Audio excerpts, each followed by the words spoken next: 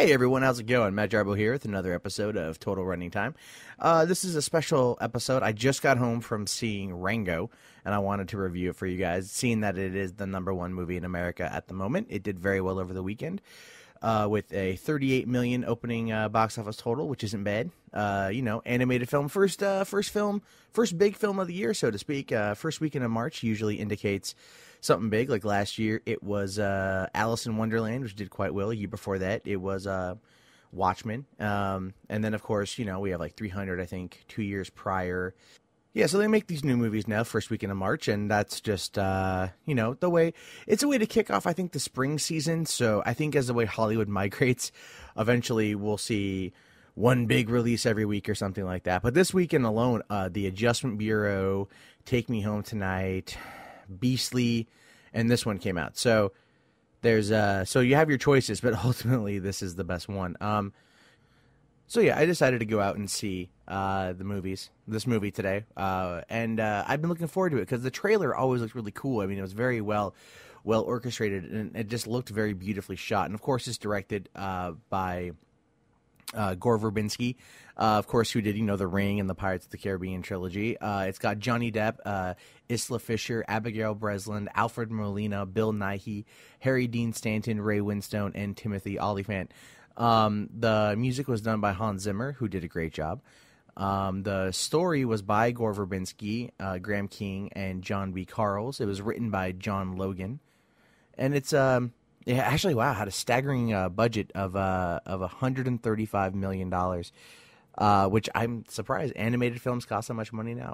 I wonder if they're taking into account marketing budget. So who knows? But it looks like a movie like that. It looks like a $135 million movie. It really does. And of course, it's distributed through Paramount Nickelodeon. It's 107 minutes long, and yeah, it's pretty good. Well, I'll get into the story, and then I'll go into it after that. Keep in mind that this now contains massive spoilers. Like, massive spoilers. Like, I'm talking whole damn thing. So if you haven't seen the movie yet, don't listen past this point. Come back in like 3-4 minutes. Come back to it then, and then you can hear my review.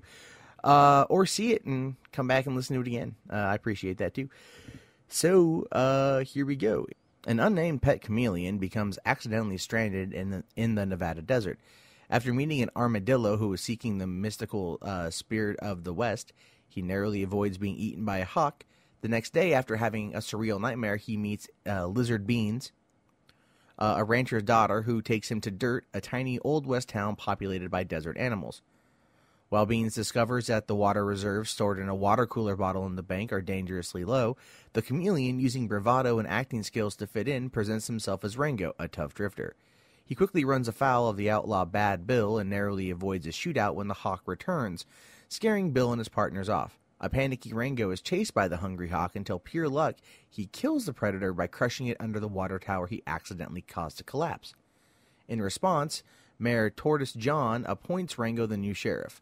A skeptical Beans demands that Rango investigates the water problem, while the townsfolk fret that the hawk was the only thing keeping the gunslinger Rattlesnake Jake from returning to terrorize them.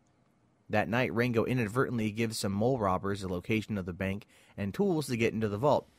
When the townsfolk find that their water has been stolen, Rango organizes a posse that finds the body of the bank manager, Merrimack, has been mysteriously drowned in the desert.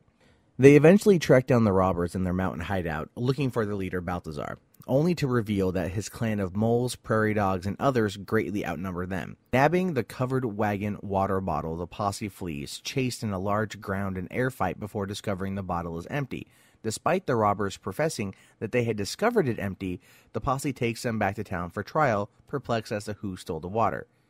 After Rango and Beans deduce that the mayor has been buying all the land around town, Rango recalls the mayor telling him how controlling water equals control of everything. He confronts the mayor, who denies that he has done anything wrong and shows Rango that he is building a modern society in the old land. With no proof of the mayor's wrongdoing, Rango leaves, while the mayor orders one of his men to call in Rattlesnake Jake, who soon arrives firing shots with his Gatling gun tail. And recognizing that Rango is a fake, Jake runs him out of town after humiliating him and making him admit that everything he told the town about himself is a lie. Ashamed and no longer knowing who he is, Rango wanders the desert and in a daze meets the spirit of the West, a Clint Eastwood-esque cowboy who inspires him and tells him no man can walk out of his own story.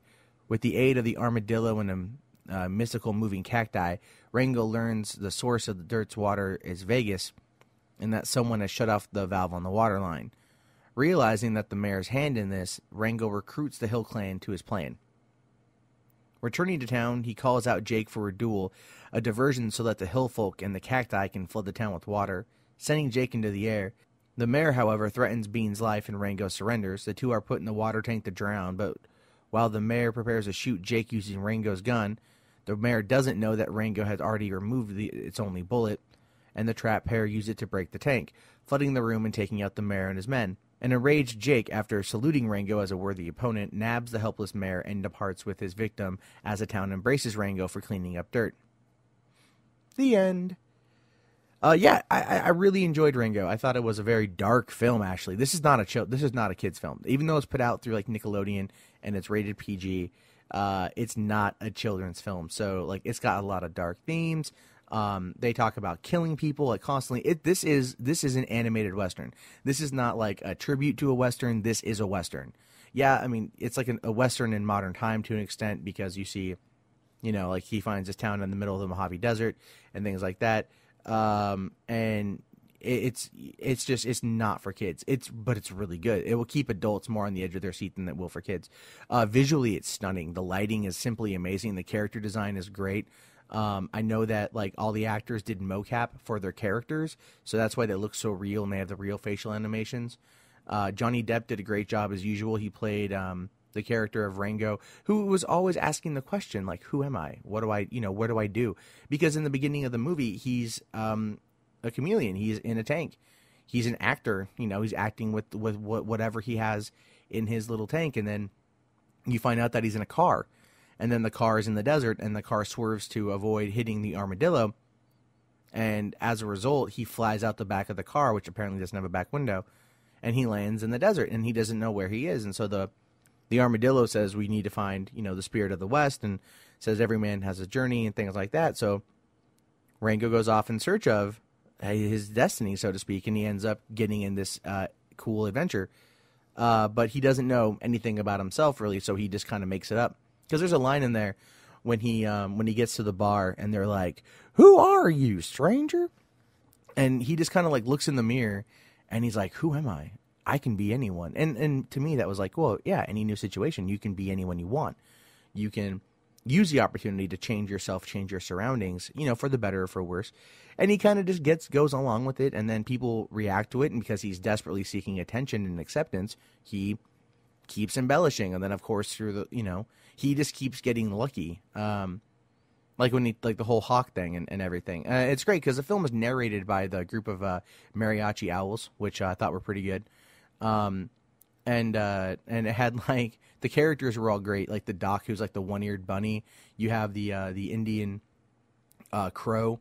The iguana. You have like all the other creatures that are out there. Abigail Breslin plays the possum.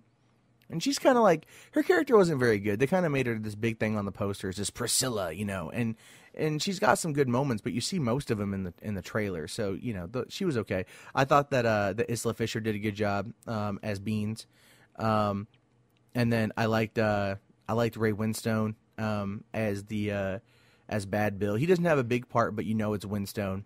And he kind of like looks like he played the part. Timothy Olyphant played the Spirit of the West. He basically, like, you think it's Clint Eastwood. Like, I honestly thought that it was Clint Eastwood until I saw the end credits. And it was pretty good. Now, it got a little weird with, like, the moving cacti and stuff like that, like, I can suspend disbelief enough to where I'm like, okay, yeah, this is happening. But then you have, like, moving cacti, and an armadillo that gets run over and literally has like the mark through him, and then he gets up and he continues to walk. I'm guessing he's like the spirit of the desert overall, because no one else has any interaction with him except for Rango's character.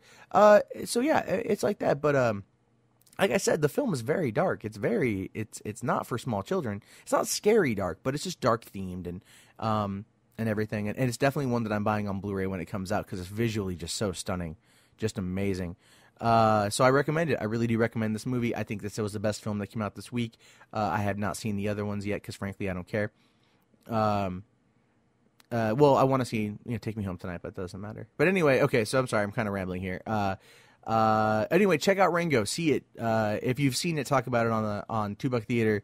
And then also you can comment on our YouTube page. So remember, that's facebook.com/2buck theater, 2BUCK theater, or youtube.com/Kazom Radio. We'll be on there, and then we're also on iTunes and Zune. So we'll see you guys tomorrow for our regular schedule episode of $2 Theater, where I review and break down Star Trek, the 2009 one. So pay attention, guys. I'll see you guys tomorrow. Thank you again for listening. Have a great weekend, and I'll see you later. It's Matt Jarbo. Bye. It's Matt Jarbo. Bye.